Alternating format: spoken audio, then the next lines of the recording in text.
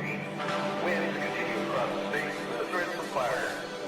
Valley north winds have backed off some Wednesday morning, but they will pick back up Wednesday afternoon.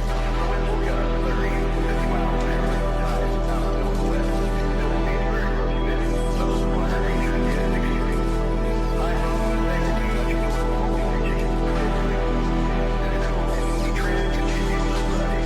Please use caution and do not move.